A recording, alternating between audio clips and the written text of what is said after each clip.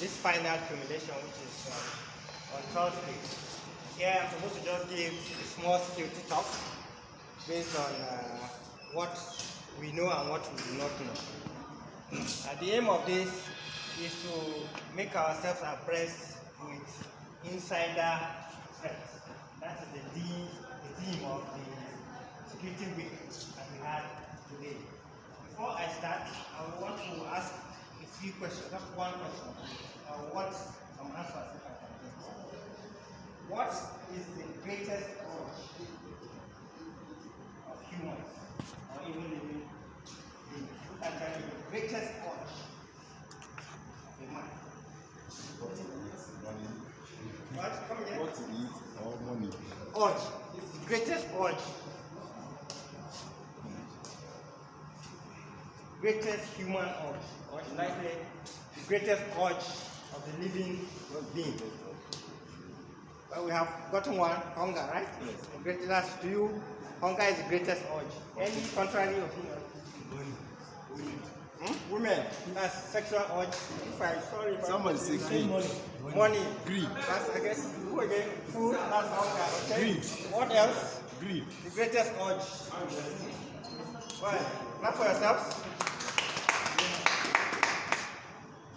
You're all right in a way, but the greatest urge of every living being is the urge to live. The urge to live. People love to survive. From the moment a fetus is conceived, its struggle is to continue to exist. It wants to live. The moment it loses that urge to live, every other urge dies, including the organism itself. Now, this brings us back to the importance of security. The urge to live is what prompted the desire for every living human being or animal or organism to exist and remain safe and secure. Every other thing is rested on this urge to live, survival. So this is why security is the singular most important factor in the life of every living organism. Now, organizations such as IHS, for instance, consist of different departments, individuals, units, and all activities try to make the organization successful. This means, just like the human body, the different cells in our bodies all contribute in trying to make us alive and live to sustain the human organism. So likewise, each of us here in our different departments, units, different capacities, and the roles we play are there to sustain IHS in order to make IHS live. The essence is large organizations or even smaller organizations tend to take on a life of their own.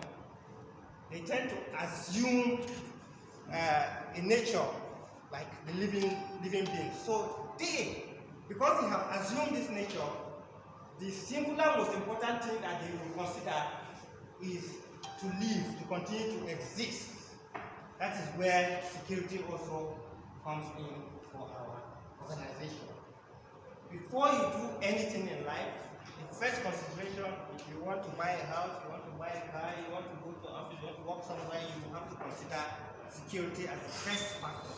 Without security, nothing else will become successful. This is why in places where we have insecurity, we have deterioration of businesses and activities have declined and people are evacuated from those areas. Now, bringing us back to the theme of this week's Security Awareness Week, insider threats. What is insider threats? Insider threats simply means the risk posed by individuals who have authorized access into organization, to that organization. Access to this organization might mean access to information, data, networks, or even the physical environment that we have in the organization. Now, why is insider threat very important?